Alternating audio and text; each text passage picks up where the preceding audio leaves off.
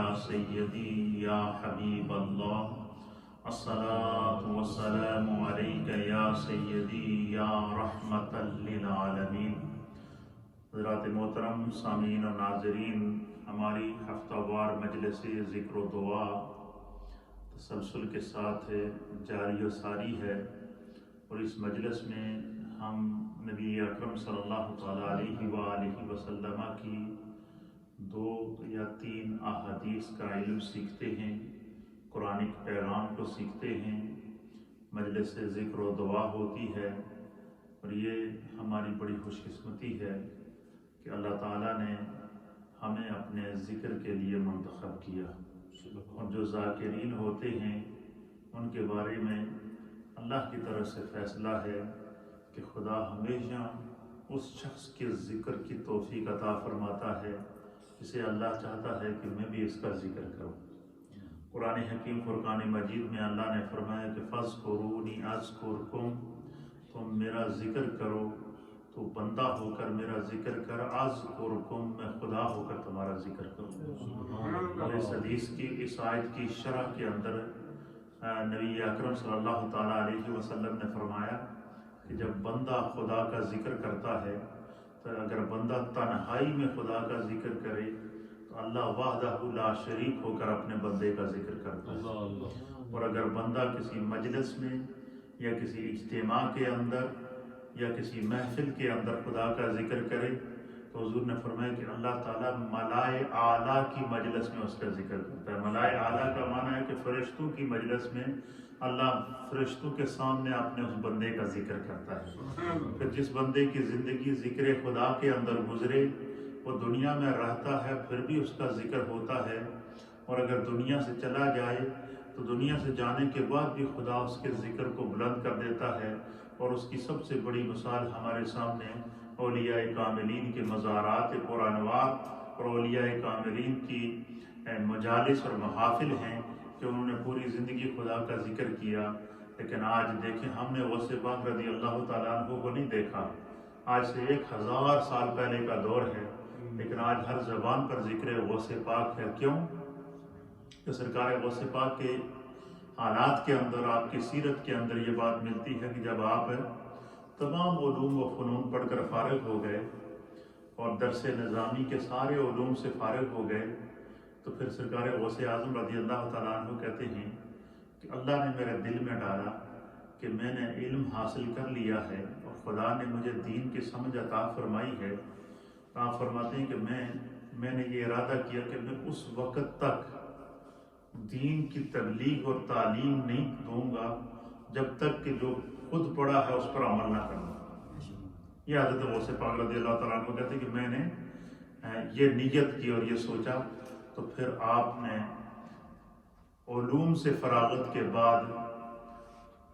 ایک روایت کے مطابق 12 سال تک اور ایک روایت کے مطابق 25 سال تک جنگلوں میں، ویرانوں میں، غاروں میں، سیاحت میں، کبھی ایک ملک میں، کبھی دوسرے ملک میں، کبھی ایک جگہ، کبھی دوسری جگہ، اور ایسی تنہائیوں میں جا کر خدا کا ذکر کرتے تھے، اور کہتے تھے کہ میری نیت یہ ہوتی تھی کہ اس ذکر خدا کے دوران، عبادت خدا کے دوران صرف میں اور میرا رب مجھے دیکھتا رہے، تاکہ میرے اس عمل کے اندر کسی بھی قسم کی ریا نہ آ جائے، دکھاوا نہ آ جائے، عجب نہ آ جائے، تکبر نہ آ جائے، میں نہ آ جائے۔ تو فرماتے ہیں کہ پھر جس وقت تمام جو ہے وہ منازل طے کر لیے، راضیۃ مرضیہ کی منزل پر جب فائز ہو گئے، تو حضرت غوث اعظم کہتے ہیں کہ میرے رب نے پھر خود مجھے اپنا مقام خود دکھایا۔ اور کیسے دکھایا؟ کہ آپ فرماتے ہیں کہ نظر تو الی بلاد اللہ جمعا کحرضلۃ علی حکم اتصالی، کہ بیٹھا فرش زمین پر ہوتا ہوں اور روئے زمین پر جہاں بھی نظر دوڑاتا ہوں اللہ میرے سامنے سے حجابات کو ہٹا دیتا ہے، پردوں کو ہٹا دیتا ہے، مشرق، مغرب، شمال اور جنوب کو اپنے سامنے دیکھتا ہوں۔ اس طرح کحرضلۃ علی حکم اتصالی، جس طرح کہ رائی کے دانے کو بندہ اپنی ہاتھ کی ہتھیلی پر دیکھتا ہے، میں اس طرح پورے زمانے کو اپنے سامنے دیکھتا ہوں۔ کیوں؟ اب جو خدا کا ذکر کیا تو اللہ تعالیٰ نے کائنات کو ان کے ذکر میں لگا دیا۔ آج کل کے دور کے اندر آپ نے دیکھا ہوگا کہ بہت سارے لوگ ہیں، ہر انسان پریشانی کے عالم میں ہے، کوئی کسی نہ کسی پریشانی میں ہے، کوئی بیماری میں ہے، کوئی مشکلات میں ہے، کوئی خاندانی پریشانیوں میں ہے، کوئی بچوں کی پریشانیوں میں ہے، کوئی فیملی پریشانی میں ہے، کوئی کاروباری پریشانی میں ہے، کوئی جو ہے وہ اپنی جاب کی پریشانی میں ہے، کہیں نہ کہیں انسان الجھا ہوا ضرور ہے۔ تو نبی اکرم صلی اللہ تعالیٰ علیہ وسلم کے دور میں جب صحابہ اس طرح کی کوئی پریشانی لے کر نبی پاک کے پاس آتے تو حضور نبی علیہ السلام ان کو بڑا خوبصورت علاج بتایا کرتے تھے۔ حضور فرماتے تھے جب بھی تم پریشان ہو نا تم نماز پڑھا کرو۔ کیا کیا کرو؟ نماز پڑھا کرو۔ اور قرآن حکیم فرقان مجید میں بھی اللہ تعالیٰ اس طرح اشارہ دیتا ہے کہ یا ایھا الذین آمنوا استعینوا بالصبر والصلاۃ، کہ اے ایمان والو صبر اور نماز سے مدد حاصل کرو۔ استعینوا کا معنی ہے مدد حاصل کرو، صبر اور نماز سے مدد حاصل کرو۔ اس کا کیا مطلب ہے کہ جب تمہارے اوپر کوئی مشکل آ جائے، پریشانی آ جائے، تم جب نماز کے لیے اپنے رب کے حضور کھڑے ہو جاؤ گے تو دنیا سے کٹ جاتا۔ جب بندہ نماز کے لیے کھڑا ہوتا ہے تو دیکھیں جب ہم نماز میں شامل ہوتے ہیں تو ہم نیت کر کے کیا کہتے ہیں؟ اللہ اکبر کر کے دونوں ہاتھوں کو اٹھا کر جب نماز کے لیے کھڑے ہوتے ہیں تو یہ پہلی جو تکبیر ہے دونوں ہاتھوں کو اٹھا کر کانوں تک لے جانا اور نیت کے بعد اللہ اکبر کہنا، اس تکبیر کو اصطلاح شریعت کے اندر تکبیر تحریمہ کہتے ہیں۔ کیا کہتے ہیں؟ تکبیر تحریمہ کا معنی یہ ہے کہ جب اس بندے نے اللہ اکبر کہہ دی نا تو دنیاوی وہ امور جو اس کے لیے حلال تھے وہ بھی اس پر اس دوران حرام ہو جاتے ہیں۔ مثلا دنیا میں ہم ایک دوسرے کے سامنے آتے ہیں السلام علیکم ورحمۃ اللہ تعالی وبرکاتہ کہتے ہیں، اور جواب میں جو بندہ سنتا ہے وہ کہتا ہے وعلیکم السلام ورحمۃ اللہ تعالی وبرکاتہ۔ اسی طرح دنیا میں ہم ایک دوسرے کے جب ابھی ہم بیٹھے ہوئے ہیں، میں مسائل بیان کر رہا ہوں، احادیث بیان کر رہا ہوں، قرآن کی آیات بیان کر رہا ہوں، آپ سن رہے ہیں، لیکن جب بندہ اللہ اکبر کہہ کے بندگی کے لیے ہاتھ باندھ لیتا ہے تو گویا بندہ دنیا سے کٹ کر اپنے رب کی بارگاہ میں خالصتاً اللہ کی بندگی کرتا ہے۔ اچھا جب بندہ خدا کا ہو جاتا ہے گویا تکبیر تحریمہ کا معنی ہے کہ وہ امور جو پہلے اس پر حلال تھے اب وہ بھی اس پر حرام ہو گئے ہیں، کہ بات نہیں کر سکتا، سلام کا جواب نہیں دے سکتا، کسی کو نیکی کا حکم نہیں دے سکتا، اس دوران کسی کی بات سن کر اس کا جواب نہیں دے سکتا کوئی جو ہے وہ، کیونکہ وہ بالکل اپنے رب کی بارگاہ میں عبادت کے لیے، اس لیے کہتے ہیں کہ جب بندہ نماز کے لیے کھڑا ہو تو وہ کیا کرے؟ خشوع اور خضوع کے ساتھ کھڑا۔ خشوع اور خضوع کا معنی کیا ہے کہ بندے کی سوچ بھی اللہ کی بارگاہ میں حاضر ہو،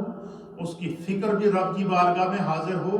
اس کا تصور اور تخیل بھی رب کی بارگاہ میں حاضر ہو۔ اپنے آپ کو بندہ تکبیر تحریمہ کہہ کر کے دونوں ہاتھ باندھنے کا مطلب کیا ہے کہ بندہ سلنڈر کر دیتا ہے، اپنے رب کے سامنے اپنے آپ کو پیش کر دیتا ہے کہ اللہ قل ان صلاتی ونسکی ومحیای ومماتی للہ رب العالمین، کہ میری نمازیں،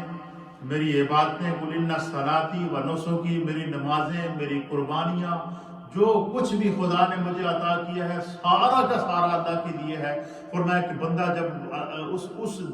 بندہ عبادت کے لیے، نماز کے لیے تکبیر تحریمہ کہہ دیتا ہے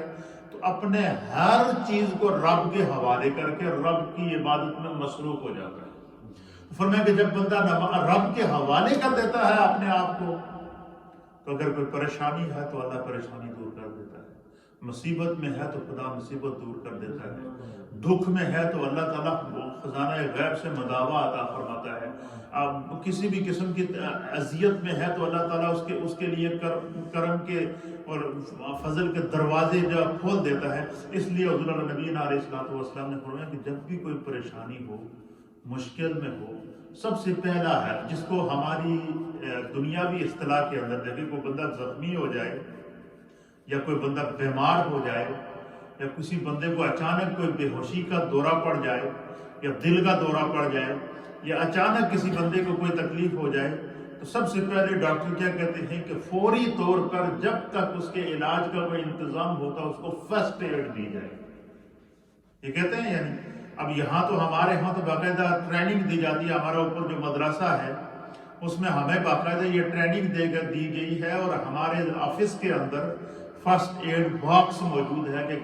کوئی بچہ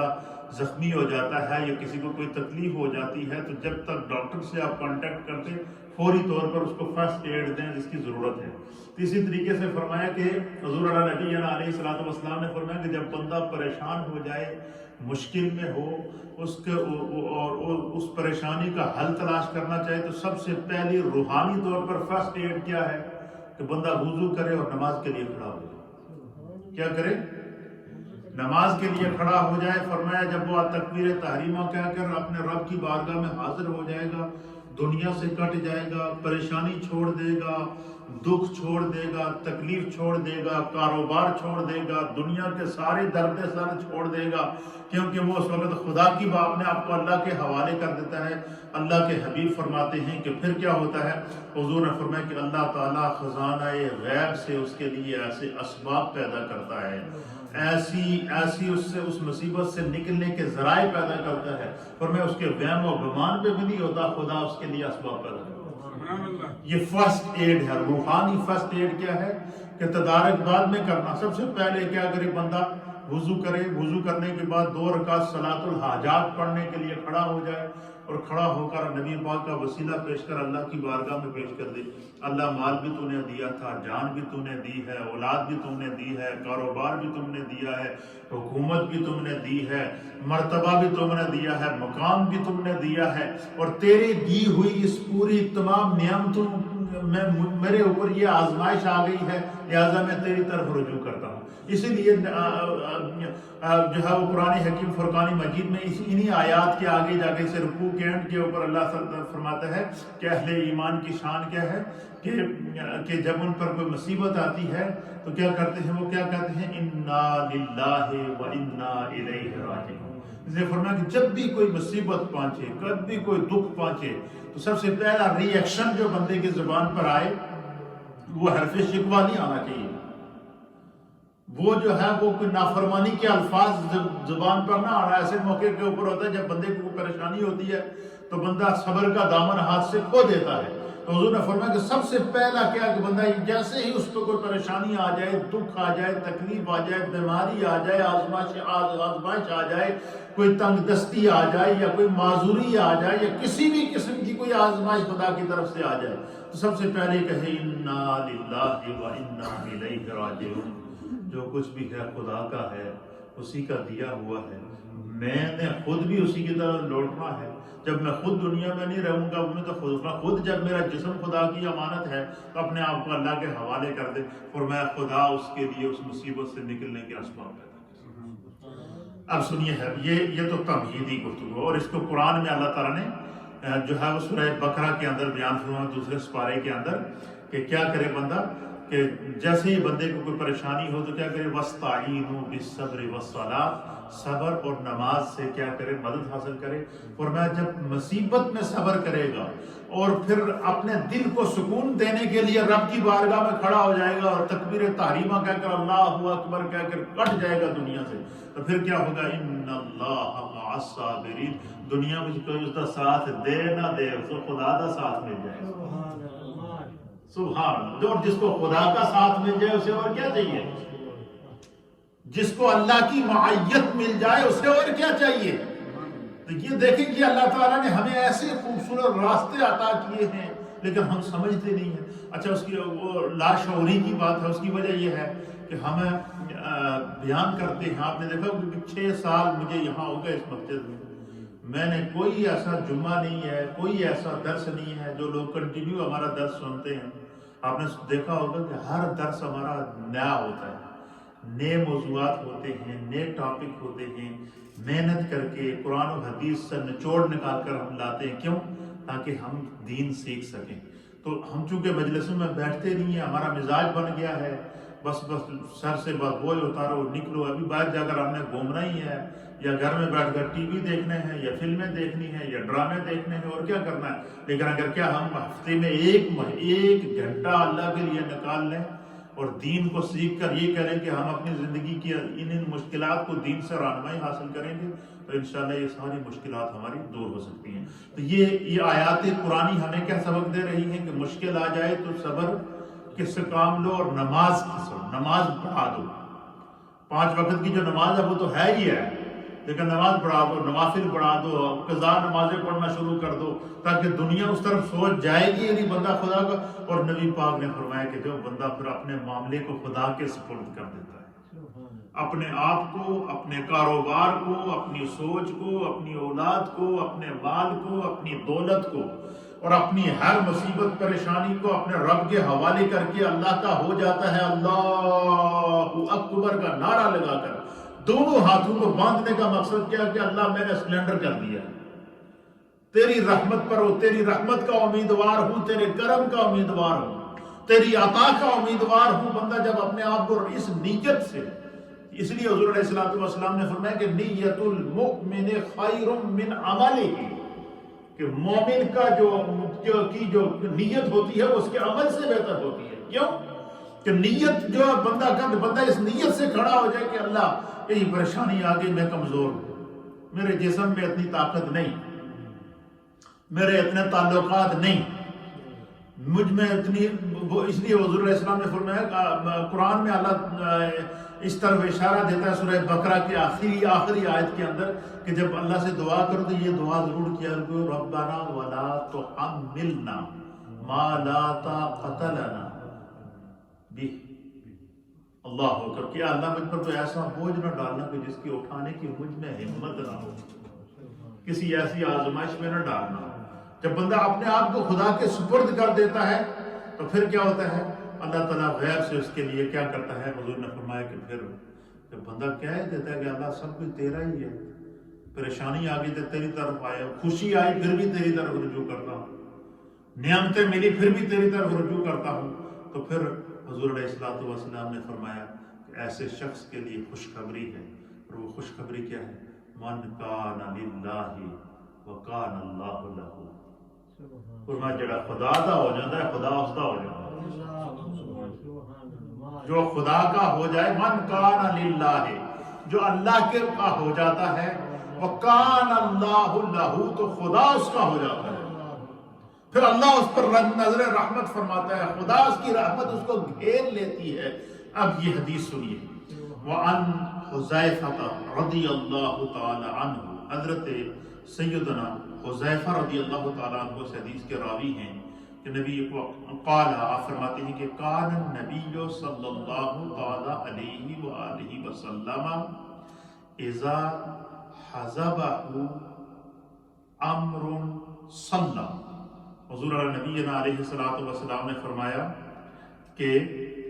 حضرت حذیفہ کہتے ہیں کہ نبی اکرم صلی اللہ تعالیٰ علیہ وسلم کی یہ عادت مبارکہ تھی، حضور علیہ الصلوۃ والسلام کی یہ عادت مبارکہ تھی۔ اب دیکھیے میرے مصطفیٰ کا عمل دیکھیے، کیا کہتے ہیں کہ سرکار دو عالم صلی اللہ علیہ وسلم کی یہ عادت مبارکہ تھی کہ اذا حزبہ امر، کہ جب بھی کوئی دشواری پیش آتی، کیا ہوتی، جب بھی کوئی دشواری پیش آتی، جب بھی کوئی مشکل پیش آتی، جب بھی کوئی پریشانی آتی، تو سرکار دو عالم صلی اللہ تعالیٰ علیہ وسلم کا یہ معمول ہم نے دیکھا ہے۔ حضرت حذیفہ کہتے ہیں کہ جب بھی سرکار اور حضور علیہ السلام کے لیے کتنی مشکلات تھی، جب اعلان نبوت کیا، اللہ اکبر، شعب ابو طالب میں مقید کر دیا گیا، طائف کے مقام پر پتھروں سے پیشانی لو لہان کر دی گئی، آپ کی گردن مبارک کے اندر پھندا ڈال کر آپ کو گھسیٹنے کی کوشش کی گئی، پھر آپ کو ہجرت کرنے پر مجبور کر دیا گیا۔ آپ کو وہ کون سی حیثیت تھی جو میرے مصطفیٰ کو نہیں دی گئی؟ اتنی مسائل ہونے کے باوجود، اتنی تکالیف ہونے کے باوجود، اور اپنے گھر والوں نے چھوڑ دیا، خاندان نے چھوڑ دیا، گھر چھوڑ دیا، جو زمین و جائیداد تھی وہ چھوڑ دیا، اور اللہ نے فرمایا کہ میرے محبوب آپ کے لیے ہجرت کا حکم ہے، آپ دین کے لیے مشکلات کو برداشت کریں۔ پھر کیا کیا حضور علیہ السلام جب مکے سے نکلے تو تنہا تھے، کیا تھے؟ تنہا تھے، اپنے آپ کو اپنے رب کے حوالے کر دیا، اور آپ نے اپنے ساتھ امیر المؤمنین، خلیفۃ المسلمین، افضل البشر بعد الانبیاء بالتحقیق، جناب سیدنا صدیق اکبر رضی اللہ تعالیٰ عنہ کو لیا اور ہجرت کر کے چلے گئے۔ اور جب ہجرت کر کے مدینہ طیبہ پہنچے، یہ راستے کی تکلیفیں برداشت کی، 13 سالہ مکے کے مصائب اہل مکہ کے برداشت کیے، اور اس کے بعد جناب علی جس وقت آپ مدینہ طیبہ پہنچے تو خدا من کان للہ، اب جو اپنے آپ کو خدا کے حوالہ کر دے وکان اللہ لہو، پھر اللہ نے میرے مصطفیٰ کے لیے کیسی راہیں پیدا کی کہ قرآن اس منظر کو بیان فرماتا ہے کہ جب میرے مصطفیٰ مکے سے مدینہ گئے تو اکیلے تھے، اور جب مدینہ طیبہ پہنچے تو اذا جاء نصر اللہ والفتح، خدا کی طرف سے مدد آ گئی اور فتح آ گئی، پھر کہ وَرَأَيْتَ النَّاسَ يَدْخُلُونَ فِي دِينِ اللَّهِ أَفْوَاجًا، قرآن اس منظر کو بیان کرتا ہے، اللہ اس منظر کو بیان کرتا ہے کہ کائنات عالم نے اس منظر کو دیکھا، چشم فلک نے اس منظر کو دیکھا، ساتوں زمینوں نے اس منظر کو دیکھا، ساتوں آسمانوں نے اس منظر کو دیکھا کہ میرے مصطفیٰ جب مکے سے مدینہ گئے تھے تو اکیلے تھے، لیکن اپنے آپ کو اپنے رب کے حوالے کر دیا اور اپنے رب کی رضا پر اپنے آپ کو قربان کر دیا، دین کی تکالیف اور مشکلات کو اور اہل مکہ کی جو پہنچائی گئی تکالیف کو نہ دیکھا، رب کی طرف رجوع کیا، تو پھر کیا ہوا؟ فرمایا وَرَأَيْتَ النَّاسَ يَدْخُلُونَ فِي دِينِ اللَّهِ أَفْوَاجًا، پھر فرمایا کہ پھر ہم کیا تمہیں اے محبوب کیا آپ نے نہیں دیکھا کہ جب آپ مکے سے مدینے آئے تھے تو اکیلے تھے، لیکن جیسے ہی مدینے میں آپ نے قدم رنجا فرمایا من کان اللہ لہو من کان للہ وکان اللہ لہو، جڑا خدا دا ہو جائے تو پھر خدا اس کا ہو جاتا ہے۔ اے محبوب آپ نے اپنی آنکھوں سے وہ منظر نہیں دیکھا کہ جب آپ مکے سے نکلے تھے تو اکیلے تھے، اور جب آپ مدینے میں پہنچے تو وَرَأَيْتَ النَّاسَ يَدْخُلُونَ فِي دِينِ اللَّهِ أَفْوَاجًا، کہ آپ نے نہیں دیکھا کہ لوگ دین کے اللہ کے دین کے اندر فوج در فوج داخل ہو رہے ہیں، فوج در فوج داخل ہو رہے تھے، گروہ در گروہ داخل ہو رہے تھے، جماعت در جماعت داخل ہو رہے تھے، قبیلہ در قبیلہ داخل ہو رہے تھے، خاندان در خاندان داخل ہو رہے تھے۔ اور پھر جب فتح مکہ ہوا تو وہ میرے مصطفیٰ جب اکیلے مکہ گئے تھے، اب جب فتح مکہ کے لیے مدینے سے مکے کی طرف جا رہے ہیں تو میرے مصطفیٰ کے ساتھ ہزاروں صحابہ تھے، اور صرف یہی نہیں، پھر جب حجۃ الوداع کیا میرے مصطفیٰ کریم نے، آخری حج کیا، تو پھر کیا تھا؟ پھر فرمایا کہ میرے مصطفیٰ کے ساتھ مدینہ طیبہ سے جب حجۃ الوداع کا قافلہ چلا تو حضور علیہ الصلوۃ والسلام کے ساتھ کم و بیش 1.25 لاکھ صحابہ سے آ گیا۔ یہ خدا کی طرف سے نصرت، اللہ کی طرف سے مدد۔ تو حضور علیہ الصلوۃ والسلام نے امت کو، قیامت تک آنے والے امتیوں کو یہ تعلیم دی کہ کوئی بھی مصیبت آ جائے تو مایوس نہ ہوا کرو، فرمایا کہ اللہ کی رحمت لا تقنطوا من رحمت اللہ کی رحمت سے کبھی مایوس نہ ہو، اپنے آپ کو رب کے حوالے کر دو۔ انا للہ و انا الیہ راجعون کی مرہم اپنے سینے پہ لگاؤ، اپنے دکھ پہ لگاؤ، اپنی تکلیف پہ لگاؤ، اپنی پریشانی پہ لگاؤ، اپنی آزمائش کے اوپر انا للہ و انا الیہ راجعون کی مرہم لگاؤ۔ فرمایا جب تم یہ بندہ کہتا نا انا للہ، سب کچھ خدا دا ہے، اسی نے دیا ہے، اسی نے لے لیا ہے، اور اسی کی طرف میں نے بھی لوٹ کر جانا ہے، تو فرمایا پھر اللہ تعالیٰ کیا کرتا ہے؟ آثار پیدا کرتا ہے۔ حضرت حذیفہ کہتے ہیں کہ کان النبی صلی اللہ تعالیٰ علیہ وآلہ وسلم اذا حزبہ امر، کہ جب نبی اکرم صلی اللہ علیہ وسلم کو کوئی بھی دشواری پیش آتی، کوئی مصیبت پیش آتی، کوئی پریشانی آ جاتی، کوئی دکھ آ جاتا، کوئی آزمائش آ جاتی، تو ہم نے دیکھا کہ حضور علیہ السلام اس وقت ایک عمل ضرور کرتے تھے، وہ کیا؟ صلی، مصطفیٰ مصلی پہ کھڑے ہو کر نماز پڑھا کرتے تھے۔ کیا کرتے تھے؟ آج ہم پریشانیوں کا حل تلاش کرتے ہیں تو میرے مصطفیٰ نے پریشانی کا حل یہ بتایا، جب پریشان ہو سب سے پہلے آپ وضو کریں، نماز پڑھیں، صلاۃ الحاجات، اے اللہ اس پریشانی میں آ گیا ہوں، تیری طرف رجوع کرتا ہوں اور تیری بارگاہ میں مصطفیٰ کا وسیلہ پیش کرتا ہوں، اور ہر اچھی اور بری تقدیر پر اللہ میں نے ایمان لایا ہوں، اے اللہ اس مصیبت سے نکالنے کا کوئی ذریعہ، کوئی مصیبت، کوئی ذریعہ، کوئی اسباب، کوئی وسیلہ پیدا فرمایا پھر خدا دیکھو تمہاری کیسی مدد کرتا ہے۔ تو یہ بڑا ایک خاص مجرب وظیفہ ہے یہ، اور یہ وہ وظیفہ ہے جو میرے مصطفیٰ نے اپنی قیامت تک آنے والی امت کو دیا ہے۔ تو جب بھی کوئی پریشانی ہو، گھروں میں بہت پریشانیاں ہیں، مائیں بہنیں بیمار ہیں، بزرگ بیمار ہیں، اور اس کووڈ-19 کی وجہ سے تو ہمارے خاندان اجڑ گئے، ہر آدمی پریشانی میں ہے، جو ہمارے جو رشتہ دار عزیز و اقارب، جو والدین جو پیچھے اپنے گاؤں میں ہیں، پاکستان میں ہیں یا انڈیا میں ہیں یا بنگلہ دیش میں ہے یا افغانستان میں ہے یا دنیا کے کسی بھی کونے میں ہے، وہ وہاں پریشان ہیں، ہم یہاں ہیں، تو جب بھی کوئی پریشانی، مصیبت، مشکل آئے تو حضور علیہ السلام نے فرمایا کہ نماز کی طرف، اللہ کی طرف رجوع بڑھا دو۔ جب خدا کی طرف رجوع بڑھاؤ گے تو اللہ سبب پیدا کرے گا، اللہ کیا کرے گا؟ آسانی پیدا کرے گا۔ یہ ہے ایک تو یہ تو اس حدیث سے ہمیں کیا سبق ملا کہ کوئی بھی مصیبت ہو، اچھا یہ عمل کر کے دیکھیں، ہمیں یقین نہیں آتا نا، ہمیں اصل میں اس بات کو سمجھتے نہیں ہیں، یہ وظیفہ بنا لیں زندگی کا، پھر دیکھیں اللہ غیب سے مدد کرے گا۔ کوئی پریشانی ہے، کوئی بیماری ہے، وہ اس نیت سے وضو کریں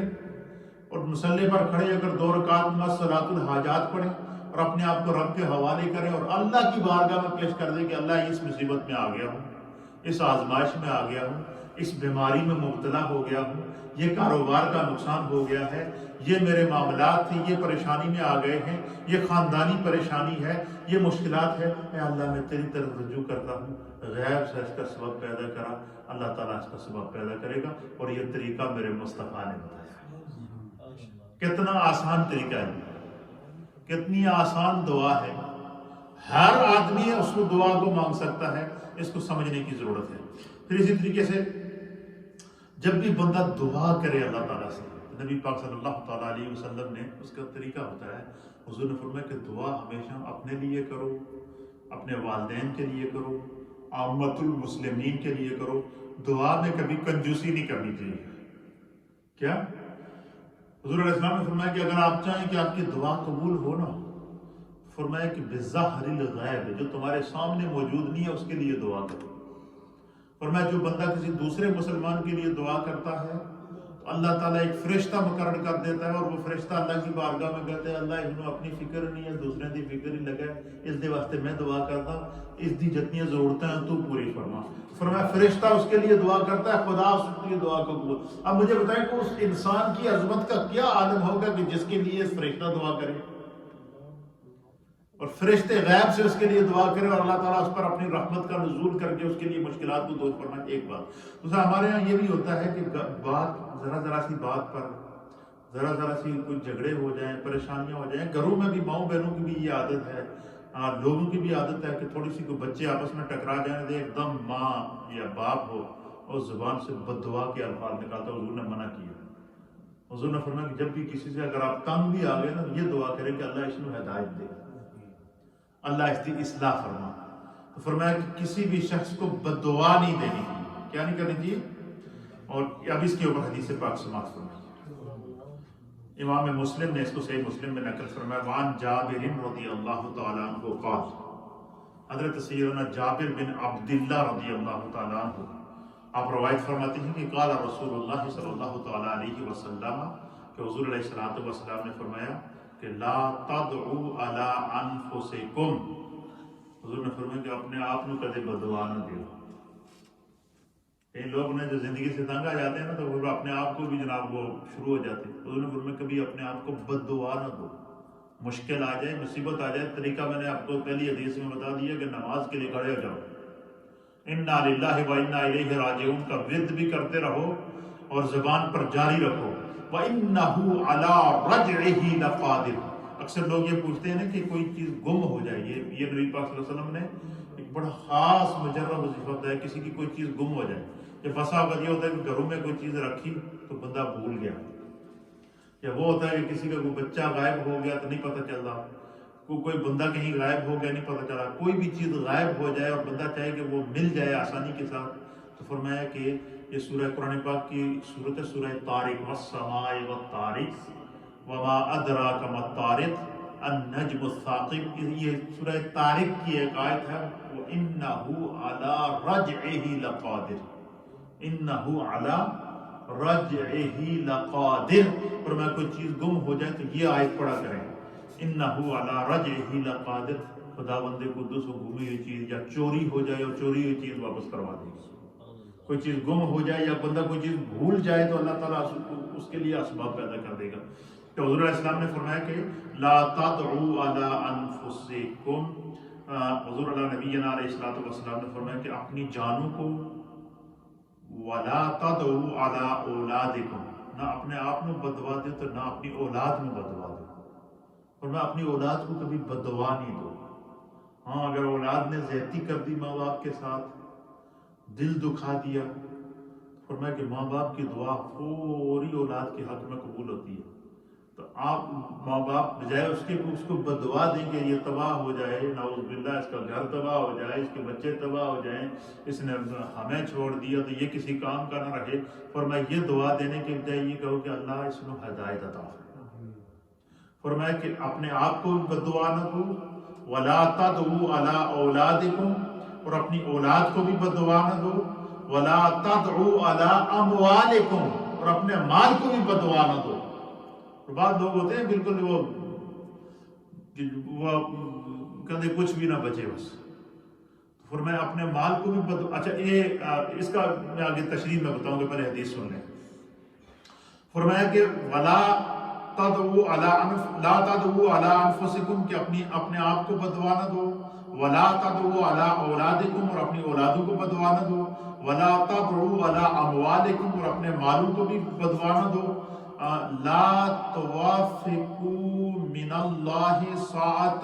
یسعد فیہا عطاء فیستجیب لکم۔ فرمایا کہ جب تم بندہ دعا یا بددعا کرتا ہے تو فرمایا کہ کوئی پتہ نہیں ہوتا کہ کون سی گھڑی قبولیت کی ہے اسی وقت قبول ہو جائے۔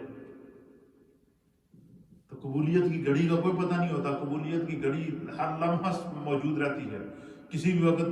اللہ کی رحمت کو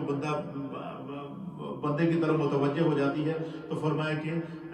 اس چیز سے بچنا چاہیے، اور اولاد کے لیے جب بھی دعا کریں تو یہ ضرور دعا کیا کریں کہ اللہ تعالیٰ ان کو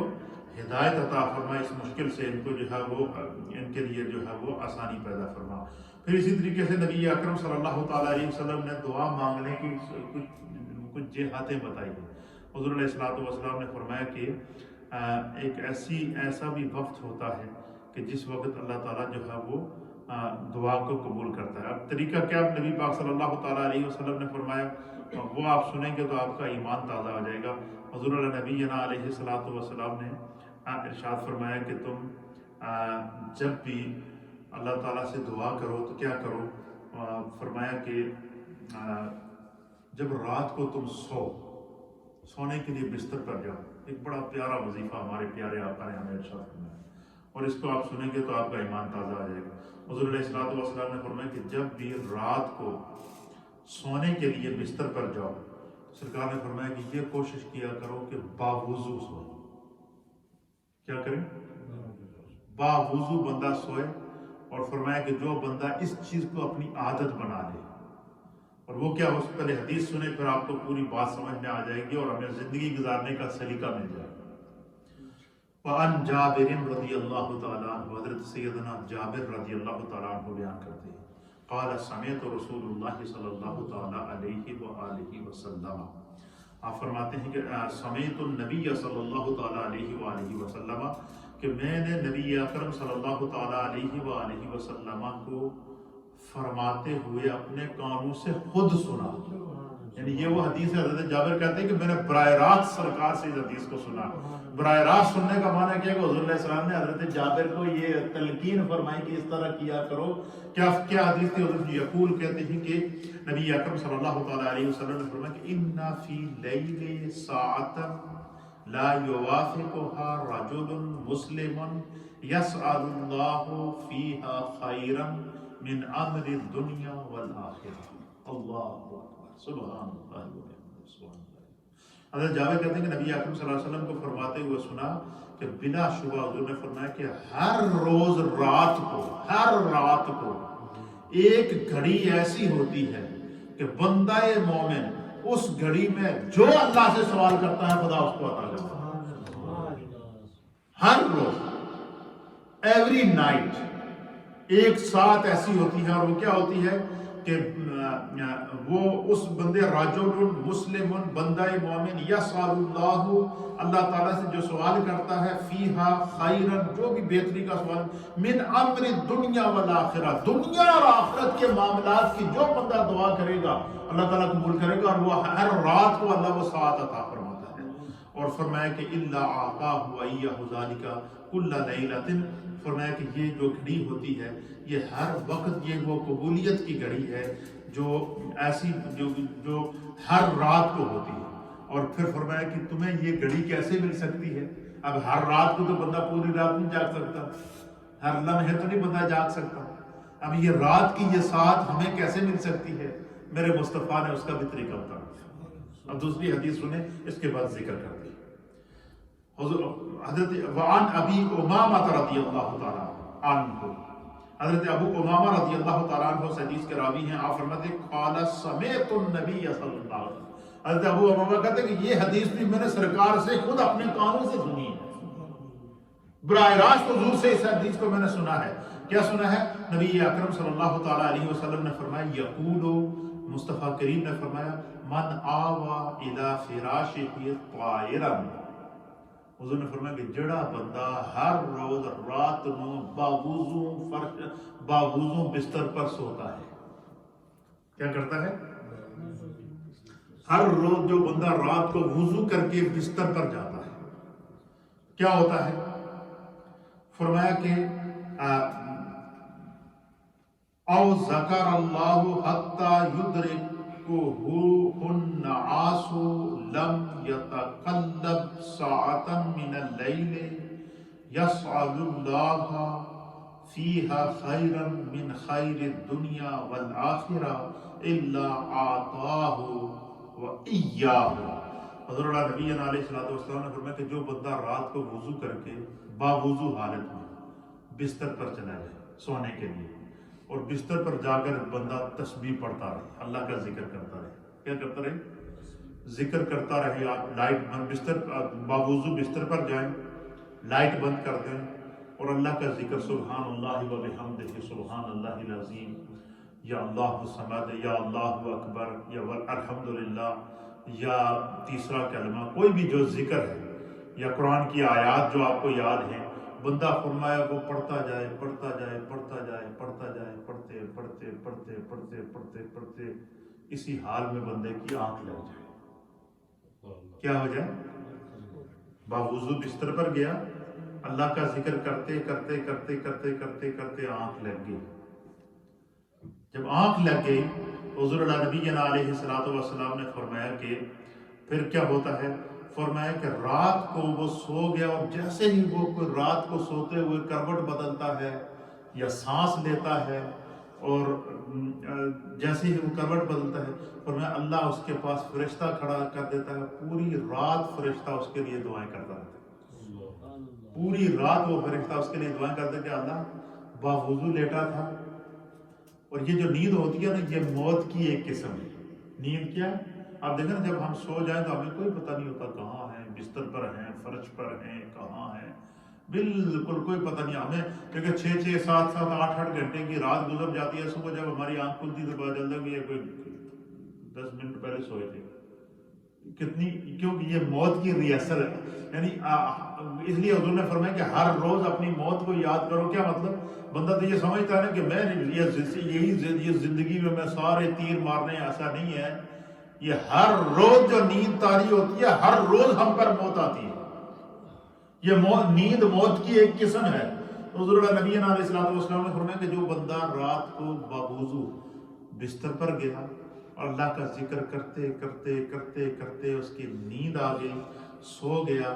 تو پھر کیا ہوگا؟ فرمایا کہ جب رات میں کسی بھی وقت جب وہ کروٹ بدلتا ہے تو اللہ تعالیٰ اسے دنیا اور آخرت کی ہر شے کا، جس کا وہ اللہ سے سوال چاہتا ہے، خدا اس کو بن مانگے عطا کر دیتا ہے، بن مانگے اللہ اس پر کرم فرما دیتا ہے، دنیا اور آخرت کی بھلائیوں سے اللہ اس کے دامن کو بھر دیتا ہے۔ اور فرمایا کہ اللہ تعالیٰ جو ہے وہ اس کو خیر ہی خیر عطا کرتا ہے۔ تو یہ ان تمام احادیث سے ہمیں کیا علم ملا ہے، کیا سبق ملا ہے؟ کہ ہر انسان خود جو ہے وہ اللہ کی بارگاہ میں جو ہے وہ اپنے رب کو ایسے سیکنڈوں میں راضی کر کے اللہ کی رحمت کو اپنی طرف متوجہ کر سکے، صرف ہماری نیت اچھی ہو۔ یہ سرکار دو عالم صلی اللہ علیہ وسلم نے قیامت تک کے لیے ہمیں طریقہ بتا دیا ہے۔ تو آج کی ہم نے جو آج کے درس میں کیا سبق ہم نے سیکھا؟ پہلا سبق یہ سیکھا ہم نے کہ اگر کوئی پریشانی ہو، مصیبت ہو، تکلیف ہو تو اللہ کی طرف نماز پڑھ، وَاسْتَعِينُوا بِالصَّبْرِ وَالصَّلَاةِ، نماز اور صبر سے مدد حاصل کرو، اللہ تعالیٰ دور کر دے گا۔ اسی طریقے سے فرمایا کہ جب بھی کسی بھی قسم کی کوئی بندہ چاہے کہ دعا کرے تو فرمایا کہ دعا پازیٹیو انداز میں کرنی چاہیے، نیگیٹو انداز میں دعا نہیں کرنی چاہیے، کبھی کسی کو بد دعا نہیں دینی چاہیے، نہ اپنے آپ کو دو، نہ اپنی اولاد کو، نہ کسی دوسرے کو دو، بد دعا نہیں دو، خیر کی دعا دو۔ مثلا ایک بندے سے اگر ہمیں کوئی پریشانی ہے تو ہم اگر یہ دعا کریں کہ اللہ تعالیٰ اس پریشانی کو بھی دور فرما تو اس کو ہدایت بھی عطا فرما، اگر ہماری اس دعا سے ہمارے دونوں مسئلے حل ہو جاتے ہیں تو ہم کیوں دعا کریں کہ اللہ اس میں تباہ کر دے، اس میں برباد کر دے، اس کا مال تباہ ہو جائے، اس کا کاروبار تباہ ہو جائے۔ وہ اس کا مال کاروبار تباہ ہو جائے گا تو تمہیں کیا ملے گا بھائی؟ اگر اس کے پاس مال ہوگا، کاروبار ہوگا، اچھی زندگی ہوگی تو کیا پتہ تم پر کوئی ایسی کسی وقت کوئی مصیبت آئے، پریشانی آئے، مشکل آئے تو وہ کسی مشکل میں تمہیں کام آ جائے۔ اس لیے فرمایا نہ اپنے آپ کو بد دعا دو، نہ اپنی اولاد کو بد دعا دو، نہ کسی دوسرے کو بد دعا دو، بلکہ ہمیشہ خیر کی دعا کرو۔ اس لیے حضور نبی علیہ الصلوۃ والسلام نے فرمایا کہ مجھے مومن کی قسمت پر ناز ہے، مومن کی قسمت پر فخر ہے، مجھے مومن کی قسمت پر رشک آتا ہے۔ کیوں؟ حضور نے فرمایا جب اسے کوئی نعمت ملتی ہے تو وہ خدا کا شکر ادا کرتا ہے، اور جب کوئی مصیبت آتی ہے تو وہ اس پر صبر کرتا ہے۔ تو خدا نے شکر میں بھی جو ہے وہ اجر رکھا ہے، اللہ نے صبر میں بھی اجر رکھا ہے۔ اس سے بڑی بھی کوئی قسمت ہوگی جی؟ اس سے بڑی بھی کوئی حفاظت ہوگی بندہ مومن کی کہ مصیبت میں صبر کرے؟ تو جب صبر میں جب ساری دنیا مصیبت میں جب سارے ساتھ چھوڑ دیں تو بندہ صرف صبر کا دامن نہ چھوڑے۔ اللہ فرماتا ہے تھوڑا کوئی ساتھ دینا تھا، ان اللہ مع الصابرین، تھوڑا رب جے تھوڑے نال ہے۔ تو جسے خدا کی معیت مل جائے، خدا کا قرب مل جائے، اللہ کی مدد مل جائے، اللہ کی رحمت مل جائے، اللہ کا فضل مل جائے، اسے اور کیا چاہیے؟ اس لیے ہمارے جو دماغ کے اندر سوچیں ہیں یہ محدود ہیں، ان محدود سوچوں کو اور ان کے اندر جو نیگیٹو پن زیادہ ہے، پازیٹیو پن کم ہے، تو اس نیگیٹیویٹی کو اگر ہم پازیٹیویٹی کے اندر شامل کر دیں تو ساری دنیا میں جھگڑے ہوئی نہ، پریشانیاں ہوئی ہی نہ، نفرتیں پیدا ہی نہ ہوں۔ اللہ تعالیٰ ہمیں دین کو سمجھنے کی توفیق عطا فرمائے۔ اور یہ کتنی پیاری اور میٹھی باتیں ہیں۔ اللہ تعالیٰ